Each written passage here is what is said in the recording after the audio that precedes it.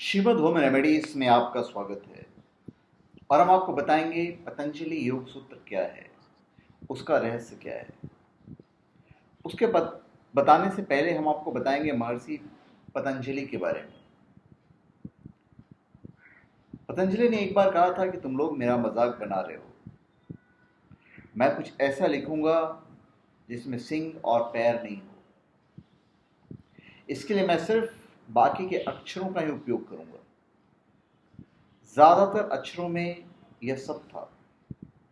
बचे हुए अक्षरों से ही उन्होंने शानदार रचना की, क्योंकि भाषा पर उनकी पकड़ ऐसी थी जो किसी इंसान की तो हो ही नहीं सकती है। भाषा पर अपनी इसी पकड़ के कारण उन्होंने सूत्रों को इस तरीके से लिखा कि उनका हर हिस्सा एक यंत्र की तरह हो गया। योग सूत्र पढ़ाने के लिए नहीं है, समझने के लिए भी नहीं है, उन पर टीका टिप्पणी भी नहीं की जा सकती।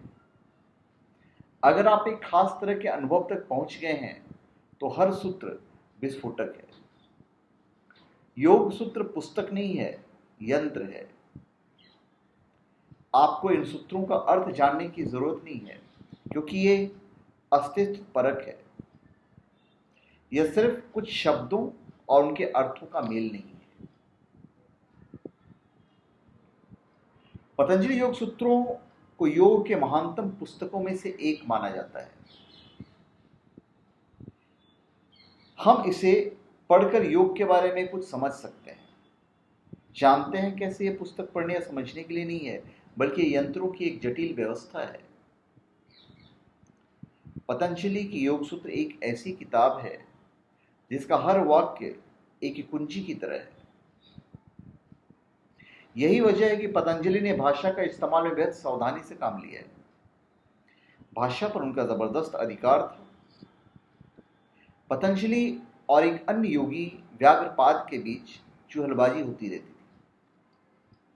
पतंजलि, व्याघ्रपाद और एक और महान योगी नंदिकेश्वर एक साथ साथ थे। एक बार व्याघ्रपाद और नंदिकेश्वर ने पतंजलि को लेकर कुछ चुटकुले मारे थे। व्याघ्र यानी बाघ के समान पैर वाला, और नंदिकेश्वर वो होता है जिसके सिर पर सिंग नहीं है।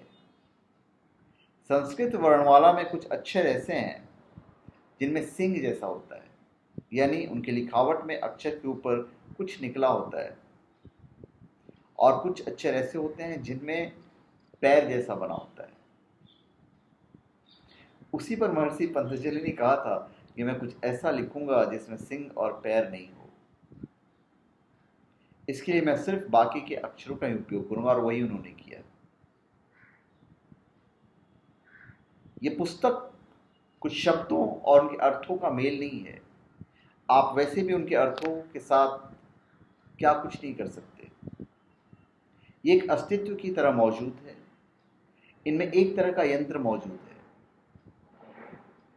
अगर आप इजाजत दे दें तो ये आपके भीतर एक अलग विशाल आयाम को खोल सकते हैं। इसके योग सूत्र यानी पतंजलि योग सूत्र को एक किताब कह देना सही नहीं है, क्योंकि यह किताब है ही नहीं। यंत्रों की एक बहुत ही जटिल व्यवस्था है। ऐसे शानदार यंत्रों को इतनी बुद्धिमानी के साथ व्यवस्थित किया गया है कि इस तरह की दूसरी चीज का मिलना दूर दूर तक संभव ही नहीं दिखता है। अगर ऐसा कभी कुछ हुआ भी तो बहुत मुश्किल से होगा, क्योंकि इस तरह के अनुभव वाला कोई शख्स हुआ भी तो शायद वह इस तरह के विद्वतापूर्ण सरदर्द नहीं लेगा। अगर कोई इतना विद्वान होता है तो आमतौर पर अपने विद्वता में इतना खो जाता है कि उसे कभी कोई अंदरूनी अनुभव ही नहीं हो पाता। ऐसा शख्स जिसके लिए अंदरूनी अनुभव की गहराई हो और विद्युत के साथ साथ भाषा पर भी जबरदस्त पकड़ हो, इसके पहले तो खैर कभी नहीं हो। इनमें किसी अभ्यास की सलाह नहीं है। पूरे पतंजलि योग सूत्र में कहीं भी आपसे किसी भी तरह के अभ्यास को करने की सलाह नहीं दी गई है। वे केवल सूत्र हैं, यानी एक तरह का धागा, एक तरह का धागा।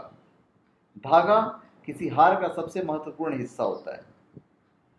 धागे के बिना कोई हार नहीं होगा, लेकिन धागे के कारण आप हार नहीं पहनते हैं। आप इसे इसके फूलों की वजह से पहनते हैं। या पहनाते हैं। इसलिए पतंजलि ने केवल सूत्र दिया है, अपने आप में ये कुछ भी नहीं है। ये आप इसमें सही चीज़ों को जोड़ते हैं, केवल तभी ये सुंदर बनते हैं। जब आप इसे समझ पाएंगे तभी आपके लिए अच्छा है। अगर आप कुछ नहीं समझ पाएंगे तो सिर्फ आपके लिए सिर्फ एक पुस्तक रह जाएगी। लोग इसे तभी पहनेंगे जब ये हार बनेगा। इसलिए पतंजलि ने यह सब भविष्य में आने वाले गुरुओं पर छोड़ दिया है कि वे इसमें अपने हिसाब से चीज़ों को जोड़ लें। आप इसमें मोती जोड़ सकते हैं, आप इसमें फूल भी जोड़ सकते हैं, आप इसमें हीरे भी जोड़ सकते हैं। आप क्या जोड़ते हैं ये आपकी योग्यता पर निर्भर करता है। आपके पास जो है आप वही जोड़ेंगे। और ये भी मैं आपको बता दूं, ये जो मैं आपको बता रहा हूं, ये सदगुरु से जिसे मैंने सुना था, ईशा सदगुरु से, उनका मैंने एक प्रवचन सुना था और वही मैं आपको ही बता रहा हूं। ऐसे लोग की वाणी मैं अपने दिमाग में बिठा लेता हूं और उसके बाद मैं आप लोग तक पहुंचाता हूं। बड़ी संख्या में लोगों को विश्वास नहीं होता कि किसी शख्स को जीवन की इतनी गहरी समझ भी हो सकती है। मैं पतंजलि की बात कर रहा हूं। इसी के चलते आजकल विद्वान लोग यह तर्क भी करते हैं कि यह कई लोगों का सामूहिक काम हो सकता है, किसी के इंसान का नहीं। लेकिन सच्चाई यही है कि यह एक ही इंसान के द्वारा लिखा गया है। खास बात यह है कि इसे इतने रूखे और अरुचिकर तरीके से लिखा गया है, कोई इसे पढ़ना ही पसंद नहीं करेगा। यह सतही लगता है, शब्द भी सतही हैं, उनके कोई मायने नहीं है। बहुत सारे मूर्ख योग सूत्रों की व्याख्या करने की कोशिश कर रहे हैं, वे इन पर बड़ी बड़ी किताबें लिख रहे हैं। जब तक आप किसी सूत्र को अनुभव न कर लें तब तक आप उसके बारे में कोई भी टिप्पणी करने की स्थिति में नहीं रहते हैं। आपकी व्याख्याएं सिर्फ व्याख्याएं हैं, जबकि सूत्र तो अपने आप में सत्य का विस्फोट है। वे व्याख्या के लिए नहीं है, उन्हें सिर्फ अनुभव से समझा जा सकता है और अनुभव से ही समझाया जा सकता है। यह कोई किताब नहीं है जिसमें 1 से 200 सूत्र आप पढ़ लीजिए। अगर आप एक सूत्र का अनुभव कर लें तो आप एक सिद्ध पुरुष बन जाएंगे। अगर आप इन्हें अपने भीतर एक वास्तविकता बना लें तो आपकी चेतना में जबरदस्त प्रस्फुटन होगा। जिस बुद्धिमानी से भाषा का प्रयोग किया गया है वह अविश्वसनीय है, सचमुच अविश्वसनीय है। न इससे पहले ऐसा काम हुआ है, न इस धरती पर ऐसा कोई काम दोबारा कर पाएगा। अभी ये योग सूत्र कहां से आए? आपको समझना होगा कि पतंजलि ने योग की रचना नहीं की। आदि योगी ने सबसे पहले अपने 7 शिष्यों को योग की शिक्षा दी थी, जिन्हें हम सप्तऋषि कहते हैं। जब सप्तऋषि ने इसका प्रसार किया तो और विकसित हुआ। समय के साथ इसमें इतनी विशेषज्ञता आ गई कि लोग योग में अलग अलग की विशेषज्ञता ढूंढने लगे।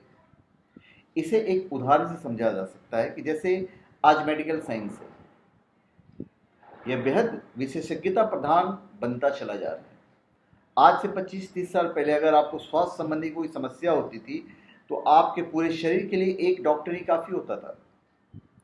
आज आपके दिल के लिए अलग डॉक्टर है, नाक के लिए अलग डॉक्टर है, आँख के लिए अलग डॉक्टर है, दांत के लिए अलग डॉक्टर है, आपके हर अंग के लिए एक अलग डॉक्टर है। अगले 50 सालों में यह भी हो सकता है कि अगर आपको मेडिकल चेकअप कराने की ज़रूरत हो तो आपको 100 डॉक्टर के पास जाना पड़ेगा, और ये दिन ज़्यादा दूर नहीं है, बहुत जल्द आएगा। आज आपको दर्द हो गया तो पता नहीं कितनी जगह हमें चक्कर लगाना पड़ता है। मैं अपनी भी बात करता हूँ। ऐसा ही कुछ बड़े स्तर पर योग के साथ हुआ। सप्त ऋषियों से योग की शिक्षा 7 अलग अलग धाराओं में बट गई और उसके बाद इन 7 की भी सैकड़ों शाखाएं बन गई। एक ऐसा समय आया कि योग की लगभग 3500 से अधिक शाखाएं प्रचलित हो गई और प्रचलन में आ गई। यह सब इतने उलझन भरा हो गया कि सभी शाखाओं का न तो किसी को ज्ञान था और इन सभी शाखाओं को न कोई जानता था और न अभ्यास कर पाता था। जब पतंजलि आए तो उन्होंने समस्त ज्ञान को अपने भीतर समाहित किया और उसे लगभग 200 योग सूत्रों में समेट दिया। तो जैसा कि सदगुरु ने कहा था, हम आपको बता रहे हैं, जैसा कि सदगुरु ने कहा कि वे सूत्र हैं और ये हर गुरु पर है कि वो उसमें क्या जोड़ता है। यह सब निर्भर करता है उनकी स्थिति पर, उनके अनुभव की गहराई पर। तो पतंजलि योग सूत्र से सूत्र उठाएं नहीं, अगर आप अपने भीतर सिस्टम में देखेंगे तो आप सूत्र जानते हैं, क्योंकि वह अनुभव करने वाला विज्ञान है। तो जब आप ये पुस्तक पढ़े, पुस्तक नहीं कह सकते हैं, तो जब आप पतंजलि योग सूत्र को पढ़ेंगे तो आपको उसके अंदर पूरा उतरना पड़ेगा, पूरी गहराई के साथ उतरना पड़ेगा। जब तक आप गहराई के अंदर नहीं उतरेंगे तब तक आप उसके रहस्य को नहीं समझ पाएंगे और ना तो कोई फायदा उठा पाएंगे। तो वापस मैं सदगुरु को धन्यवाद देता हूँ, जितना अच्छा ज्ञान उन्होंने दिया है, हमने वो श्रवण किया तभी हम आपको सुना पा रहे हैं। तो धन्यवाद। आप हमारे चैनल पे सब्सक्राइब करें और अपने कमेंट दीजिए। धन्यवाद।